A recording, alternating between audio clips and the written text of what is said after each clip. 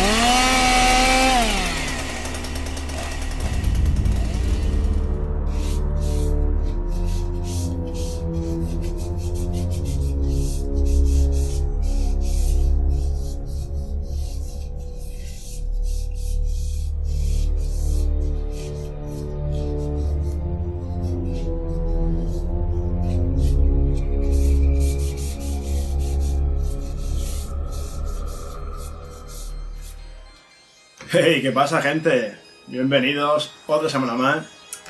Y bueno, me imagino que os podéis hacer una idea de la película que os voy a hablar esta vez, ¿no? Esta semana. También me gustaría deciros que, bueno, al final yo con estos vídeos lo único que quiero hacer es un poco compartir, ¿no?, con vosotros ese punto de vista que yo pueda tener de algunas películas, transmitiros la misma sensación que me puede provocar a mí, ¿no?, al verla. Intentarla enseñar con mis ojos, ¿no?, por así decirlo, porque ya que al fin y al cabo yo no entiendo nada de cine, al final simplemente soy un mero espectador y que disfruto mucho de este tipo de películas. Ni siquiera creo que lo que haga sea una reseña o sea una crítica, porque tampoco creo que esté capacitado ni me siento capaz de hacer algo así. Al final simplemente es eso, ¿no?, como transmitir esa misma sensación que me provoca a mí este cine. Y es que a veces sí que me da bastante pena que haya gente que a veces reniega, ¿no?, directamente de este tipo de cine, estas películas, ya que directamente se consideran como películas malas o que están como dirigidas a un sector más concreto, ¿no?, más oscuro, más raro, por así decirlo. Siempre se ha considerado más como un cine mucho más underground, cuando a veces sí que creo que la lectura que puede haber detrás de este tipo de películas puede ser mucho más crítica y mucho más profunda que mucho cine de drama, por ejemplo, que a veces simplemente cogen una historia, lo transcriben a un guión, a un formato cinematográfico y ya está. A ver, que por supuesto no voy a quitar mérito a ese tipo de películas, ni de cine, por supuesto que no, pero sí que creo que a veces este género de terror o el género de la ciencia ficción sí que crea como una historia mucho más original, que a veces, no siempre, está cargada de mucha información, ¿no?, de mucha crítica, de mucho mensaje, que a veces te provoca como esa catarsis, ¿no?, al verla, y algo que me parece genial. Y bueno, para mí, esta semana os traigo una película que tiene todos esos elementos.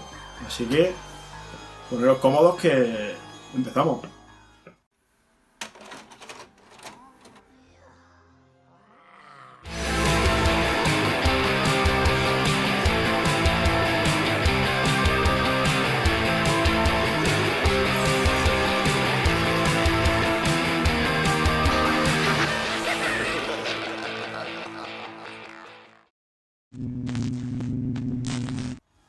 Bueno, y como es más que obvio, este vídeo va dedicado a esa gran película, a la Matanza de Texas, una película del año 1974 del gran director Tobe Hooper, que por desgracia nos dejó en 2017, pero bueno, siempre tendremos el recuerdo de grandes películas, y para mí esta, una de las mejores, a mí personalmente me encanta. Una película que creo que no necesita presentación, ya que levantaría una base súper importante para que después llegara el famoso cine en láser, ¿no? Quizá Halloween fue un poco el que se quedó con ese título, ¿no? Pero sin duda esta película fue una de las pioneras junto a Psicosis en mostrarnos el terror de una forma diferente. Ya que quizás estamos muy acostumbrados a que el escenario fuera otro, como un bosque oscuro, un castillo, telarañas, criaturas. Pero sin embargo ahora el terror venía de la casa de al lado, ¿no? Podía ser tu propio vecino. El escenario había cambiado y ahora una carretera, un motel, una gasolinera abandonada en medio de la nada, era un escenario que provoca miedo, ¿no? Ahora nosotros mismos a ver esa situación es como decimos, hostia, qué mal rollo da esto, ¿no? Y es que, vuelvo a decir un poco lo que hablaba al principio, La Matanza de Texas no es una película de un tío con una máscara y una motosierra que mata gente. Y aquí es donde yo quizás voy a dar un poco la chapa. Porque creo que al final la historia es mucho más potente y tiene mucho más mensaje.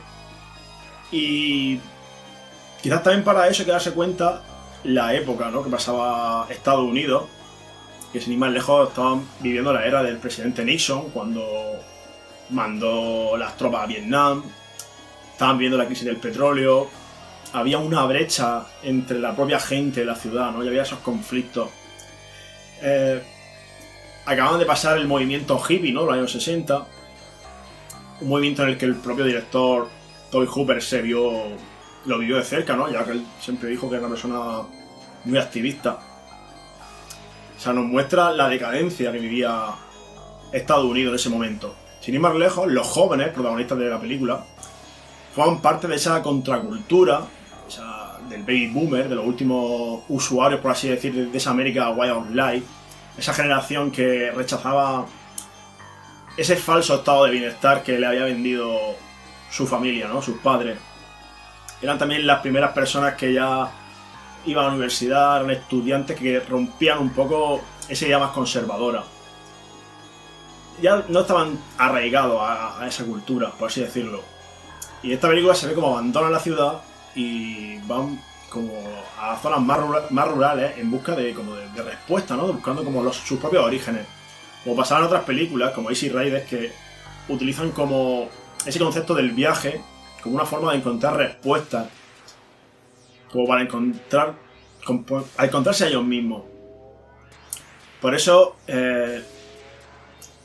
esta película creo que lleva tanto ese tipo de esos mensajes, ¿no? Ocultos, pero en este caso, claro, estos chicos lo que encuentran es algo muy oscuro, encuentran la maldad del ser humano.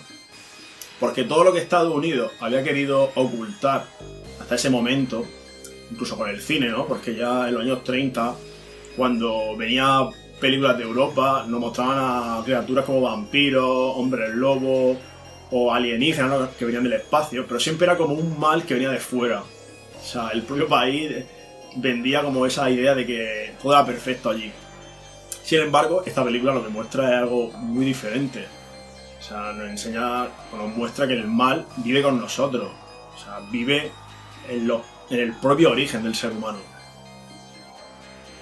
Y bueno, si nos centramos un poco más en esta primera parte, en la Matanza de Texas de 1974, sin duda para mí la mejor, hay que decir que no es que esté basada en la vida del famoso asesino en serie Ed Gein, que enseguida se le ha asociado a esa historia, aunque sin duda Tobe Hooper sí que dice que se basó en algunos detalles de esta historia, porque ya siendo muy pequeño, él recordaba de enterarse de esta noticia y le impactó muchísimo, ¿no? Porque él dice que tenía familiares que vivían apenas a 40 kilómetros o así de distancia de la granja donde pasaron todos estos sucesos. Y bueno, para el que no conozca el caso de Ed Gein y lo macabro de esta historia, voy a hacer un pequeño resumen, porque me parece muy interesante y que sin duda, una vez más, la realidad supera en este caso al cine de terror. Voy a dejaros un pequeño icono en la esquina de la pantalla, porque quizás hay algunas imágenes que son sacadas de archivo que pueden ser un poco desagradables, un poco violentas, por si alguien no quiere verla, lo avisaré con un poquito de tiempo, ¿de acuerdo? Bueno, pues este hombre que vivía en Wisconsin, que creció bajo la protección de su madre, una mujer ultra religiosa, que lo apartaba, por así decirlo, del mundo, lo tenía como en su propia burbuja, le ha metido una obsesión en la cabeza, por ejemplo, en contra de las mujeres, ya que decía que la mujer encarnaba al propio diablo, que solo traía desgracia. Vamos, le tenía totalmente la cabeza comida a este chaval. En el momento en el que ella falleció, este chico que quedó huérfano, y me imagino que sumado a otras cosas, acabó perdiendo la cabeza y desarrollando ese delirio que le creó esa obsesión, ¿no? Una obsesión en este caso por mujeres, pero que de alguna manera todas le recordaban un poco a su madre, ¿no? De hecho, creo leer que incluso el cadáver de su madre nunca llegó a enterrarlo y que lo conservaba en su habitación. Ese dato no lo puedo asegurar, pero hasta ese punto ya era su locura, ¿no? También iba mucho por el terreno de lo sexual, ¿no? Ya que él nunca había estado con una mujer. Sumado a esa obsesión con las mujeres, incluso su madre, que siempre decía que ella no quería tener un hijo, que quería haber tenido una niña, le llegó a pensar hasta el querer cambiar de sexo. O sea, una auténtica locura que pasaba por su cabeza. Pero bueno, este personaje, que se le conoce como un asesino en serie, aunque realmente solo lo hicieron responsable de 2 asesinatos, un día de 1957 mató a una mujer en su localidad, la cual era dueña de un pequeño comercio. Y bueno, el hijo de esta señora, al llegar a la tienda y ver restos de sangre, empezó a investigar y vio que esto llegaba hasta la granja de Ed Gein. Dice que cuando se presentó la policía, entró al granero, estaba todo oscuro, no veían nada, notaron algo colgando del techo. Al principio creían que era algún tipo de animal, ya que por ahí se daba la caza y se cazaba muchos ciervos y ese tipo de grandes animales. Pero al dar la luz encontraron el cuerpo de esta mujer colgando del techo, boca abajo, como si fuera un animal, abierto en canal, desde la vagina hasta el cuello, abierto en forma de V. Y al registrar la casa encontraron una de las escenas que para mí son de lo más fuerte y más macabro que he visto dentro de este tipo de asesinos en serie. Y es que la casa estaba llena de cadáveres, trozos de cadáveres y huesos, ya que este personaje, Ed Gein, profanaba tumbas en el cementerio y robaba esos cuerpos, que lo usaba como utensilios de cocina, tenía cuencos hechos de hueso para comer, tenía varias lámparas y sillones forrados con piel humana, incluso un chaleco hecho con el torso de una mujer que usaba como ropa. Habían varias caras cortadas que usaba como máscaras, muchos genitales femeninos amputados, había carne en el frigorífico, carne por toda la cocina. No me quiero ni imaginar también cómo impactaría esta historia en la mente de un niño, en este caso del director Tobe Hooper, cuando se enteró de esta noticia. Sin duda está claro que inspiró en muchos detalles de la película. Bueno, y si hablamos de la motosierra, un elemento que ya es un icono del cine de terror, el propio director dice que se le ocurrió la idea porque una vez en un centro comercial estaba haciendo cola, ¿no? Una cola súper larga, muy tediosa, que estaba desesperado y que le estaba parado junto a la sección de bricolaje. Y vio una motosierra colgada y se le ocurrió que qué pasaría si alguien encendiera una motosierra y atravesara toda esa multitud de gente, ¿no? ¿Qué provocaría?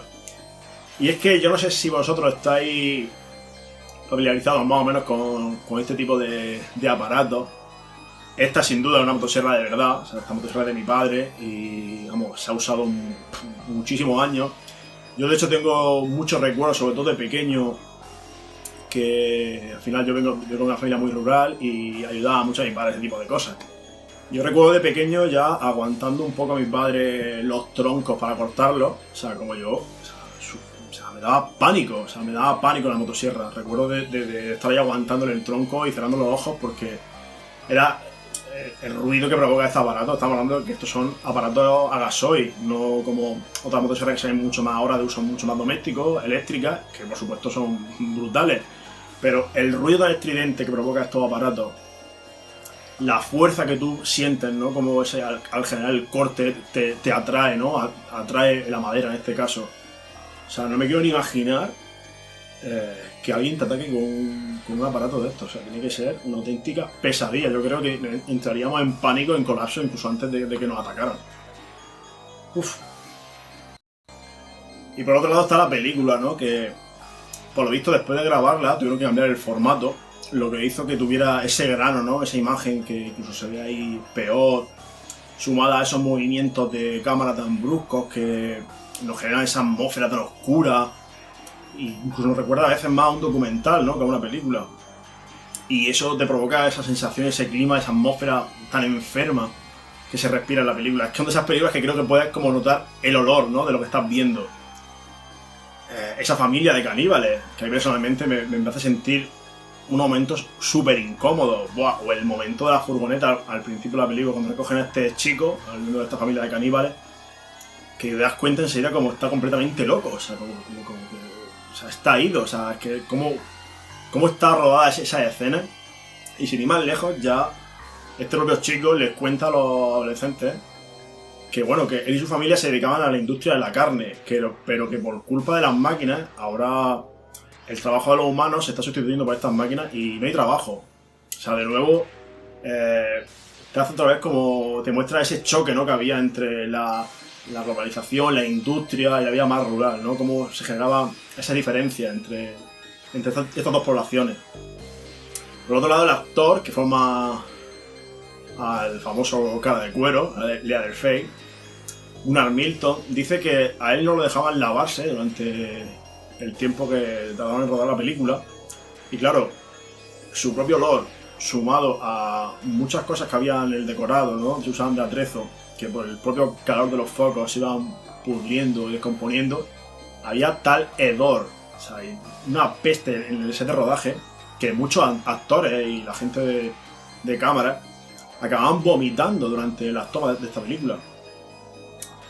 Otra cosa que dice Todd Hooper es que intentaba lo máximo posible que los actores no vieran nunca al personaje de Leatherface hasta el momento de grabar la escena. Lo que hacía, lo que provocaba en el propio actor era incluso esa sensación, ¿no?, de susto, de miedo, porque ni siquiera sabía muy bien lo que se iba a encontrar. Y otro detalle que me parece muy interesante en la película es que, pese a lo que mucha gente crea, sobre todo esta película de los 70, casi no hay sangre. O sea, apenas se muestra momentos de sangre. Hay escenas contadas, incluso ni siquiera hay imágenes muy explícitas. Que es algo también como muy de la época, ¿no? Realmente en los 70 tampoco habían películas gore o muy explícitas en este tipo de escenas, de secuencias. Pero lo que hace todavía es que el propio espectador, tú al verlo, te llega a generar, ¿no?, esa sensación, se lo imagina todo tu mente. Lo que hace que sea hasta mucho más chungo, más duro a la imaginación, ¿no? El imaginarse la situación, la oscuridad, lo que pasaba a esa gente. A veces te muestra más hasta la propia cara de dolor, ¿no?, desde los actores, más que la escena en sí. Bueno, y lo que suele pasar cuando sale una película de este tipo y tiene el éxito que tuvo La Matanza de Texas es que le siguieron después más secuelas.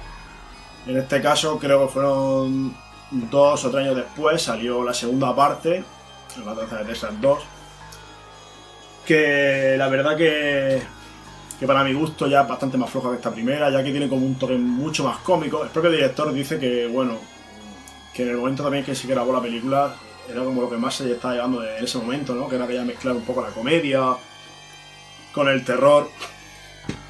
Después salió una tercera parte, La Matanza de Texas 3, que tenemos aquí el papel de Viggo Mortensen, haciendo como un miembro de esta familia de cadáveres. Le siguió una cuarta parte, La Matanza de Texas, la nueva generación. Para mí, ya te digo, me quedo con la primera y segunda parte porque van decayendo bastante de una a otra. Y bueno, pero sí que puedo decir que después de esta cuarta parte salió un remake, creo que fue en 2003.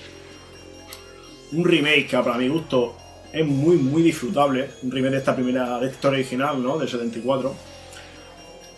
Que bueno, realmente yo, si no habéis visto La Matanza de Texas y a lo mejor os puede dar un poco pereza porque no estoy acostumbrado a ver este cine más antiguo y que a veces, no sé, depende de lo que busquéis, puedo entender que no llame mucha atención. Este remake de 2003 me parece muy chulo, a mí me gustó bastante, porque de nuevo con mucho más presupuesto y, o sea, obviamente es diferente el tipo de película, pero te transmite la misma sensación, ¿no?, de ese sitio muy oscuro, de algo muy lúgubre, muy grotesco todo. En este caso sí que hay más sangre y esto un poco más gore. Y después salió La Matanza de Texas, El Origen, que si no me equivoco es del mismo director del remake, que también os la recomiendo, me parecen dos películas muy chulas, que al final es el mismo universo, te cuenta la historia, el origen de esos personajes, ¿no? De esa familia, incluso te muestra un poco el nacimiento, ¿no? de este cara de cuero, cómo pasa todo en el matadero, ¿no? Que se van, cierran el matadero, se quedan sin trabajo esta familia. Me parece muy chulo esta segunda parte, o sea, las podríais ver las dos del tirón. Incluso os podría decir que estaría incluso bien que vierais El Origen y después vierais el remake, porque va todo, es que va todo en el mismo universo y es muy chula. Y después salió una película que no sé si va después de esta, hablando del orden de salida, que sería La Matanza de Texas 3D, esa no debe salir aquí en España. Es la única que no he visto, aunque realmente me llama bastante la atención. Me imagino que no va a ser una gran película. Y hace poco, creo que fue en 2019, salió Leatherface, una película que creo que no sé si estrenaron directamente en Amazon Prime, pero en Amazon Prime se puede ver, que nos cuenta la historia más desde el punto de vista de la infancia, ¿no? La niñez de este niño que se convertiría en cara de cuero.